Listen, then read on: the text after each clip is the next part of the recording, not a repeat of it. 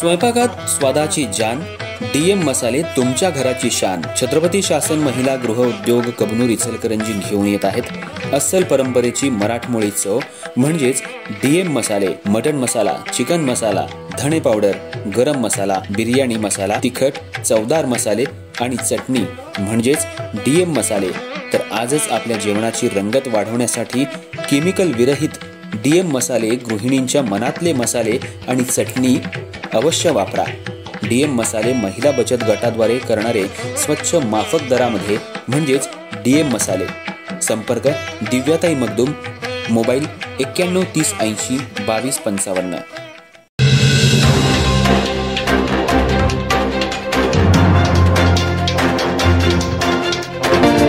नमस्कार, मी तेजस्विनी मगदूम. एम मराठीमध्ये आपल्या सर्वांचं स्वागत आहे. पाहूया ठळक घडामोडी.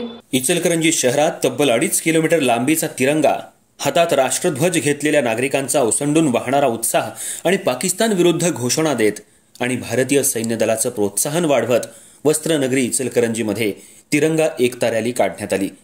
या माध्यमातून भारतीय जवानांना हजारोंच्या संख्येनं सामूहिक सलामी देण्यात आली. काश्मीर पहलगाम इथं झालेल्या आतंकवादी हल्ल्याला ऑपरेशन सिंदूरच्या माध्यमातून भारतीय सैन्यानं जशास तसं उत्तर देत पाकचे कुटील मनसुबे धुळीस मिळवले. भारतीय जवानांचे देशाप्रती असलेलं योगदान अतुलनीय असून या जवानांचं मनोबल वाढवणं हे आपलं कर्तव्य असल्यानं इचलकरंजीत तिरंगा एकता रॅलीचं आयोजन करण्यात आलं होतं. सुरुवातीला पुरवठा कार्यालयाच्या प्रांगणातल्या स्मृतीस्तंभाला मान्यवरांच्या हस्ते पुष्पहार अर्पण करून अभिवादन करण्यात आलं. त्यानंतर महात्मा गांधी पुतळा इथून या रॅलीला सुरुवात करण्यात आली.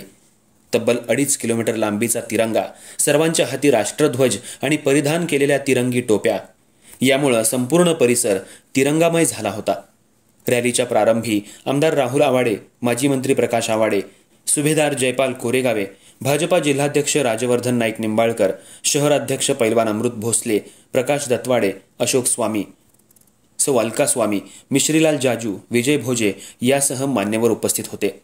मुख्य मार्गावरून कॉम्रेड मलाबदे चौकातून एकेरी मार्गातून श्री शिवतीर्थ इथं आल्यानंतर सुभेदार जयपाल कोरेगावे, आमदार राहुल आवाडे, माजी मंत्री प्रकाश आवाडे आणि मान्यवरांच्या हस्ते छत्रपती शिवाजी महाराज यांच्या अश्वारूढ पुतळ्याला पुष्पहार अर्पण करण्यात आला. त्यानंतर पहलगाम हल्ल्यात मृत्युमुखी पडलेल्या पर्यटक आणि जवानांना 2 मिनिटं स्तब्धता पाळत श्रद्धांजली वाहण्यात आली.